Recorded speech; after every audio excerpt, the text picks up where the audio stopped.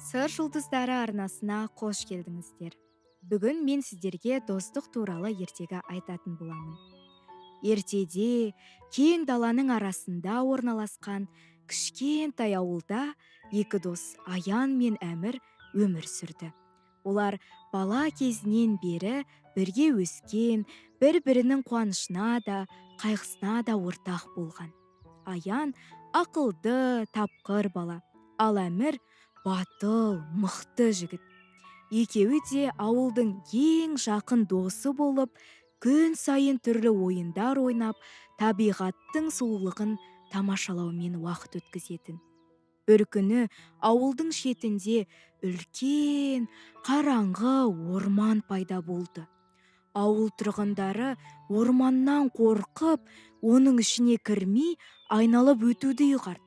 Бірақ Аян мен Әмір бұл орманның құпияларын білуге қызықты.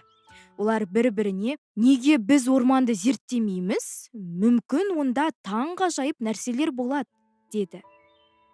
Сол күні кешкісін екеуі орманға бет алды. Жол жүріп келе жатып, олар орманның ішінде әр түрлі дыбыстар естіп, жүректері дірілдеп кетті. Бірақ достары бір-біріне қолдау көрсетіп, қорықпауға тырысты. Біз бірге болсақ, еш нәрседен қорқудың қажеті жоқ, деді Аян. Орманның тереңіне барған кезде олар үлкен, ескі ағаштың түбінде отырған кішкентай жылап отырған қызды көрді. Қыздың аты Ләйла болатын. Менің әкем мені орманның тереңіне алып кеткен. Мені жалғыз қалдырып кетті. Енді мен қайтып орала алмаймын, деп жылады. Аян мен Әмір бір-біріне қарап, Ләйланың жағдайына аянышты көзқараспен қарады. Біз саған көмектесеміз, Ләйла. Біз сені үйіңе жеткіземіз, деді Әмір. Ләйла қуанып, рахмет, бірақ орманның тереңінде көптеген қауіп бар, деді. Аян мен Әмір қорықпастан Ләйланың қолынан ұстап, орманның тереңіне қарай жүрді. Олар жолда түрлі кедергілермен кездесті. Бірнеше қасқырлар оларға шабуыл жасаған кезде Әмір батылдықпен қарсы шықты. Аян, Ләйла, алысырақ тұрыңдар, мен оларға қарсы тұрамын, деді Әмір. Ол қасқырларды қуып, достарын қорғады. Сол уақытта Аян Ләйлаға қарап, біз бірге болсақ, бәрін жеңеміз, деп айтты. Ләйла Аянның сөздерінен күш алып, батыл болуға тырысты. Олар жолда кездескен кедергілерді бірге жеңіп, бір-біріне көмектесіп жүрді. Орманның тереңінде олар көптеген жаңа достар тапты. Орманның жануарлары оларға көмек көрсетуге дайын болды.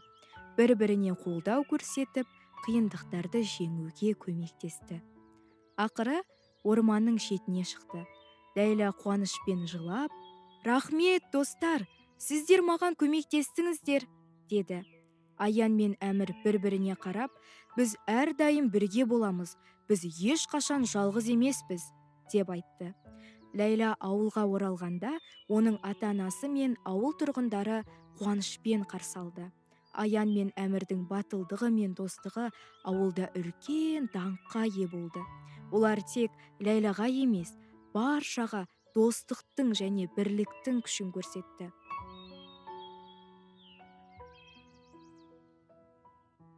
Сол күннен бастап Аян, Әмір және Ләйла ең жақын достар болды. Олар бір-бірімен әрқашан бірге жүріп, қиындықтарды жеңіп, қуанышты сәттерді бөлісіп, шынайы достықтың не екенін түсінді.